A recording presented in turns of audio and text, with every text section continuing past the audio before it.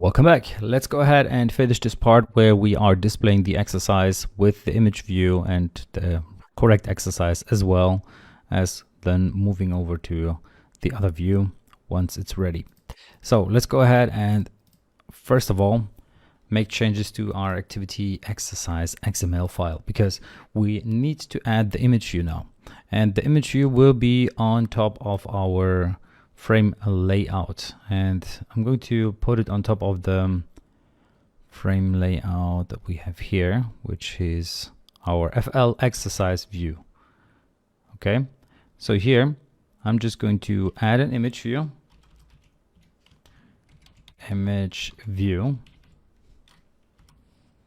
and I'm going to say that it's going to match parent in terms of width, and it's going to have a height of 0 density pixels. And then I'm going to scale the image. So the scale type should be fit XY. So it's going to fit the image into the available size. As the resource here, I'm going to set the jumping jacks by default for now. And I need to make the visibility for now invisible. So the image will be invisible at the beginning, because this image view should only be visible once we are in the exercise part of our view, right? So here, this is the rest view, and then we go to the exercise. So only then this should be made visible. And then we need to add constraints. So I'm going to say that the bottom should be to the top of the TV exercise. And this will be another text view that we will need to create. We're going to create in a second. And then the top should be to the bottom of our toolbar exercise. And this here should be add ID TV exercise. Okay, and this TV exercise doesn't exist yet, so let's add that as well. So I'm going to add a new text view here. And by the way, this should be a closed image view like so. Now we can add a text view accordingly. And this text view will wrap its content in both directions. This will get the ID of TV exercise. So this one here. And then I'm going to add a couple of more settings to it. So let me go over them real quick. So I want it to be having the name or the text of exercise name. It should use the color, the accent color that we have, text size 22. It should be bold. Visibility should be that it's gone, not invisible, but gone. So it should even be there. Then the constraint should be on the left and right towards the parent. It should be to the bottom of our image view. And this image view needs an ID. I'm going to call it IV image, like so. So now this should be fine. And now we need to make a change to the frame layout that we had here with this FL exercise view, because we're working with a constraint layout here. So let's say that this should be top to bottom of IV image accordingly. Okay. That should be it when it comes to the XML file. We now have this big image view. And then underneath we have the exercise name with the value, and this isn't perfect yet. So this text view, let me see. This text view here, let me jump to that. Should be on top of this frame layout. So top to bottom of. Maybe this frame layout should be not to top to bottom of the IV image, but instead the TV exercise. Yep, that should be better. Okay, that looks better. All right, so now let's go over to the code, because that's where the magic happens. So we're going to need to get an image for our IV image. So let's jump over to our setup exercise view, because that's where most of the magic happens. So we already started with some invisibility and visibility stuff. So let's go on with it. So first we need to make sure that this progress bar, which I'm going to rename, I'm not happy with this name, I'm going to call this one FL rest view.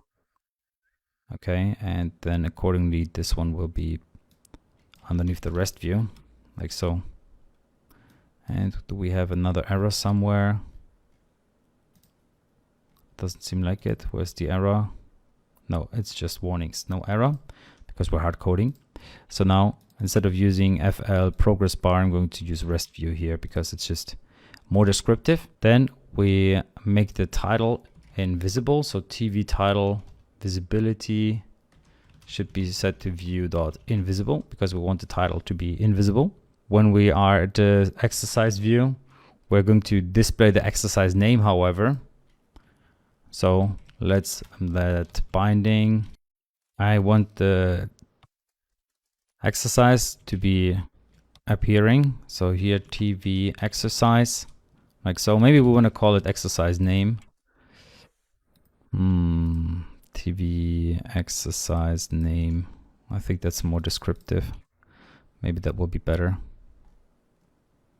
And then here TV exercise name, because the thing is we have this TV title, which actually is the get ready for. So we could even change that to something else because it's the TV title is not really the title, but here the TV exercise name is the one that we're going to now edit. So it is, the visibility should be set to view.visible. Okay, so basically when we are setting up the exercise view, we need to hide this stuff, right? And then we want to move over to the exercise view where we display the image and where we display the frame layout as well as this title. So this TV exercise name. Okay, so that's what we're doing here. And then finally, let's make sure that the image is also going to be visible. So IV image, visibility is going to be view.visible. So everything that we're making visible here, we need to make sure that we make it unvisible or invisible when we are displaying the rest view. Okay, so setup rest view will need to be changed as well with all of this binding stuff. But then we're displaying the image now and we're displaying the exercise name now, but we have never set them. So let's set them now by using binding dot IV image dot set image resource from an ID. Where do we get the ID from? Well, from our exercise list, which is a nullable, so we need to force unwrap it here at the current position. So current exercise position dot get image. Okay, so this is quite a long statement here.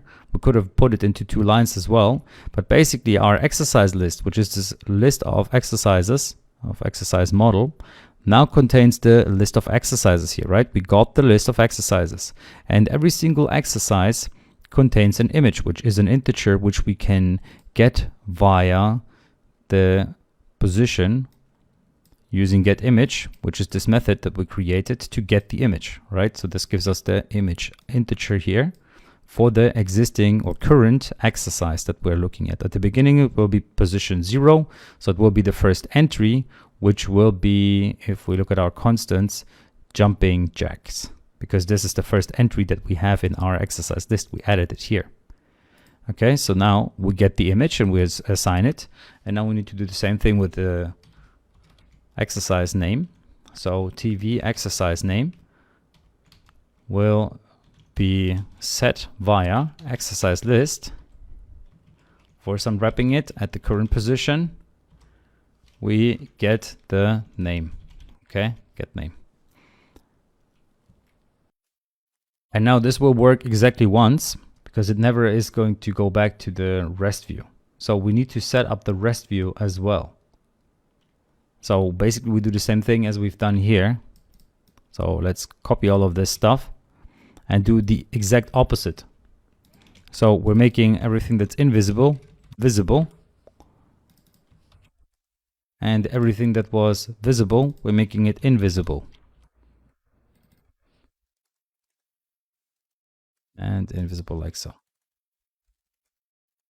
All right. and that is fine. And now we need to look at the timers. So once our rest progress is over, so once it's finished, it's increasing the current position. And what we also need to make sure of is that we make a jump. So we are changing to the exercise view.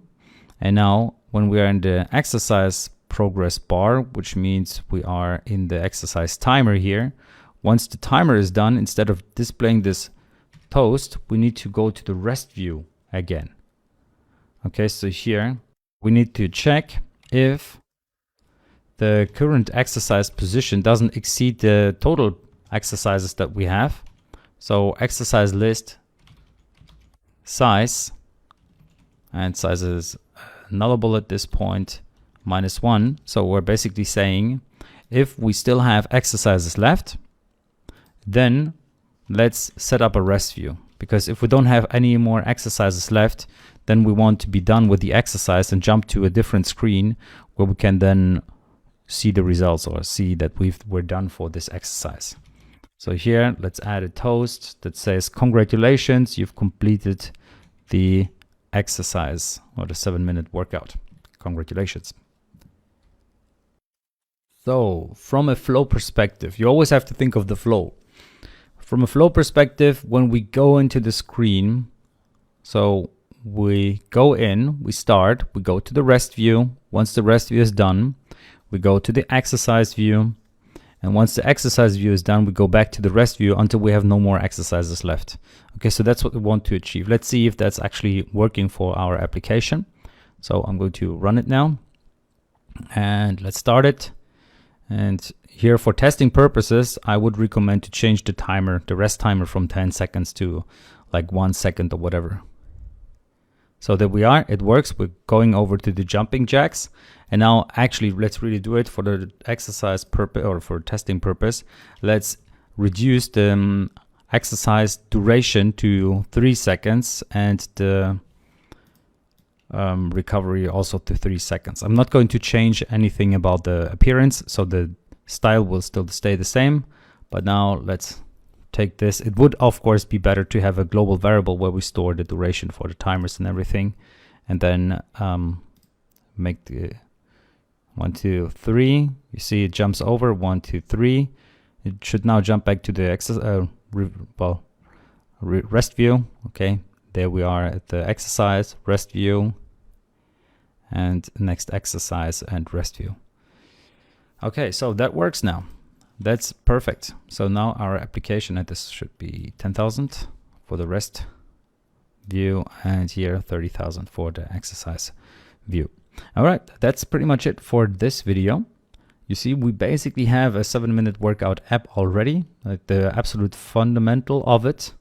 And next, what I would like to appear is what exercise will come next. So once you're in the rest view, get ready for, and then the next exercise name. So I would like to do that. You see, now we're done with the exercise in the background. That's great. So see you in the next video.